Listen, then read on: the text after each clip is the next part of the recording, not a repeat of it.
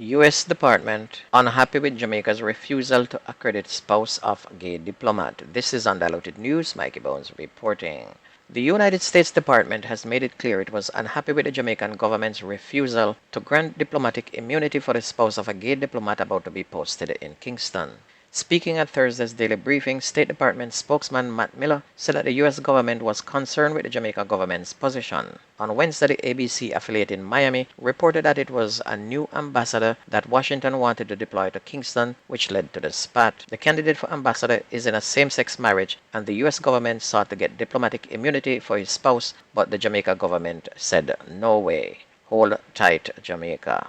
Ex-President Donald Trump threatened that it would be very dangerous if he were jailed over the new charges he's likely facing, citing the passion of his fan base. Trump completely hijacked the news cycle when he announced Tuesday that he's again about to be indicted in Special Counsel Jack Smith's investigation into Trump's conduct surrounding the 2020 election leading up to the January 6th attack on the Capitol.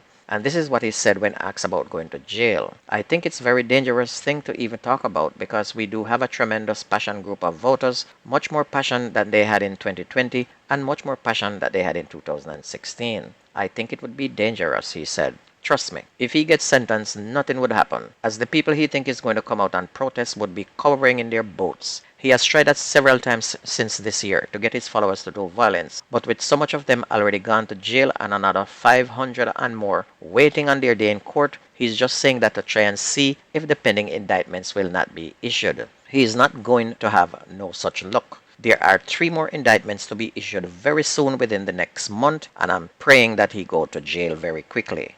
The Ministry of Education is to rectify the discrepancy in salaries to some teachers following the recent adjustment in pay to public sector workers. President of the Jamaica Teachers Association, Lasanja Harrison, has complained that a number of teachers are yet to receive their correct pay due to several discrepancies. Minister of Finance and the Public Service Dr. Nigel Clark said that the issue with the pay for teachers is in relation to conversion.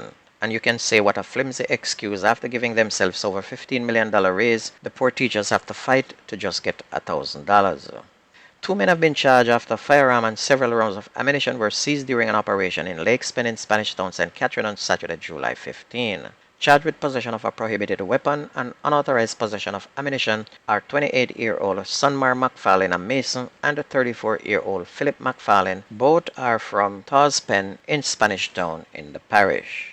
Meanwhile, the Kenyan Roman Catholic priest accused of assaulting a 12-year-old girl was granted $800,000 bail in the St. Catherine Parish Court in Spanish Town on Wednesday. Lawrence Muvengi is to return to court on September 27. He was given bail with up to 2 sureties and was also ordered to surrender his travel documents. The priest is to return to the Matilda Corner Police on Monday, Wednesday, and Fridays, and it is not to be seen in the parish of St. Catherine except for court day. The court is alleging that Muvengi sexually assaulted the child on the church premises, and the incident reportedly happened last March but was not reported until last month. The child is said to have been a member of the church for several years.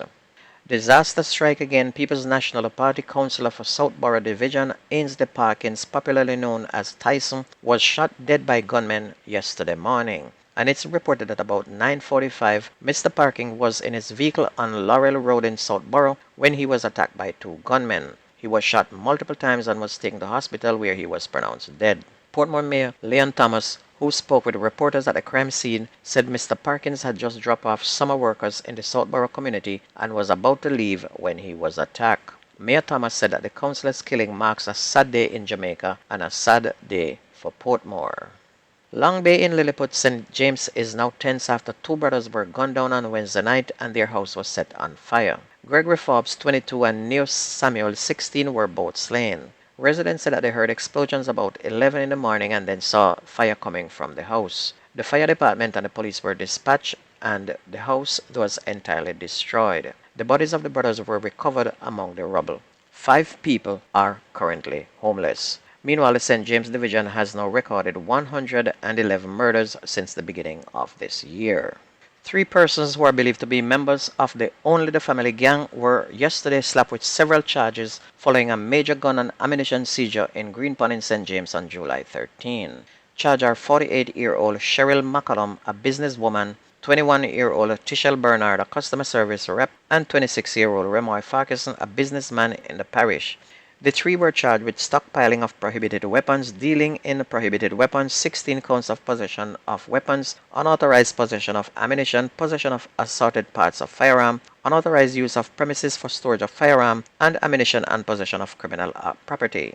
Reports are that about 4:30 a.m. a team from the Joint Anti-Gang Task Force carried out an operation at a premises occupied by the three. A search was conducted which resulted in the seizure of several firearms along with ammunition, monies, and other military paraphernalia. Onto sports. World champion Shelly-Ann Fraser-Pryce opened her 100-meter season with an easy-looking 10.82 seconds to break the meet record at the World Athletics Continental Tour Silver event yesterday in Switzerland. And despite not getting her usual bullet start, Fraser-Pryce took charge of the race midway and ran away to beat the 10.91 second meet record which was set by Shauna Block in 2002.